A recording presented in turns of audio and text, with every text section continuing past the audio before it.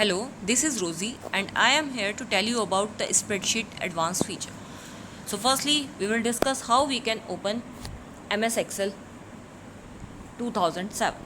To start MS Excel, firstly we have to click on start button, then all programs, then Microsoft Office, and then you have to select Microsoft Office Excel 2007 or the desktop icon is also available.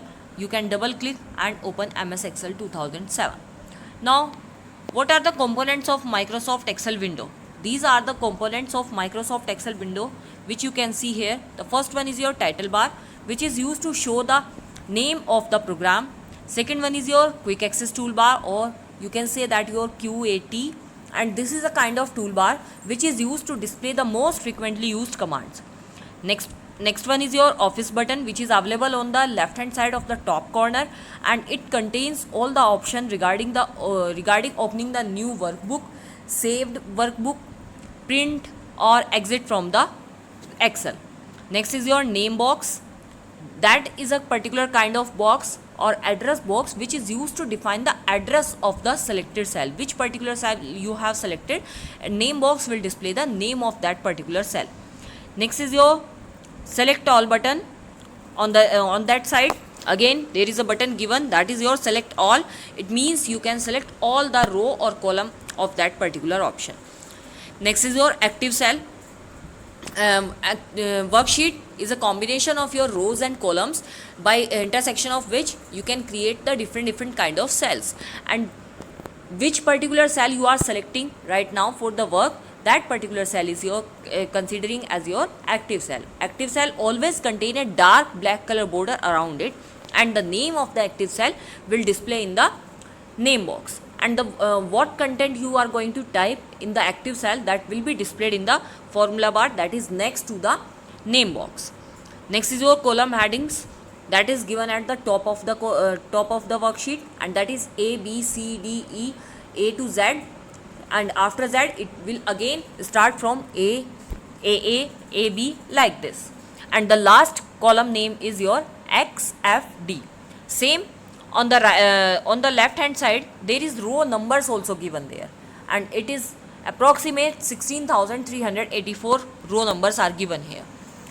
On the left hand side, on the right hand side there are different kind of scroll bars, like your horizontal scroll bar and vertical scroll bar, which is used to move up your window up and down and all these things. And in the bottom, that is view buttons are given here, and zoom control by which you can magnifying your worksheet, and these are the different components of your Microsoft Excel window. Now entering and editing data in a spreadsheet. Which type of data, what kind of data you can enter in a spreadsheet? You can enter basically 4 type of data. First one is your numbers or values. Second, text or labels, means that is a combination of your alphabets. Third one is your formulas, and fourth one is your functions. Functions, that are the inbuilt formulas which is available in a Excel document. Now sorting of data in Excel. How we can sort data in Excel? Sorting means, what is sorting? Sorting means arranging data in a particular order. When we are arranging the data in an ascending or descending, a particular kind of order, that is considered as your sorting. And we can do sorting by 2 ways. Sorting data on a single column, which you can consider as a quick sort, and second one is your sorting data on multiple fields. Now firstly we will discuss how we can sort data in a single column. So firstly, for sorting the data in a single column, we have to select the column on which we want to do the sorting. After that, click on the data tab.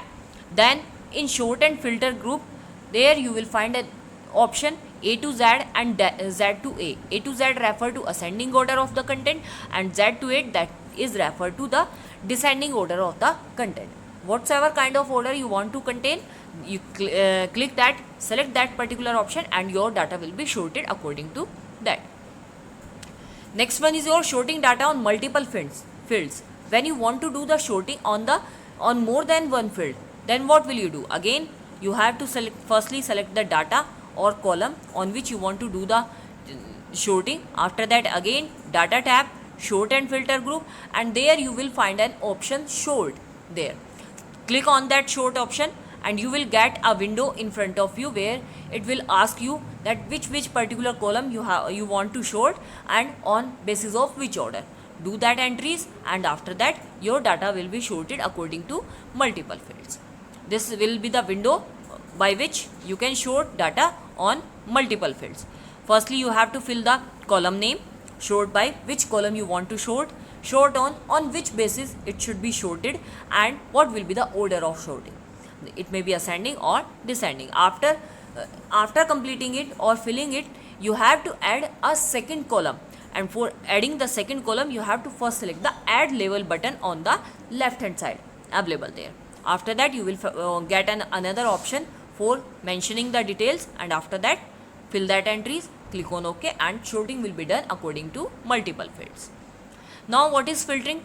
Filtering means to have a desired content and temporarily hide the undesirable content. Filter can be used to narrow down the data in your worksheet, allowing you to view only the information you need and hide the rest of the data temporarily. When you remove filter, then data should be displayed again. How you will perform filter? For performing filter, firstly you have to again click on the data tab in that sort and filter group, and there you will find a funnel type option, that is your filter option. Select that. When you will select that, a drop down arrow in front of each column header will be displayed there.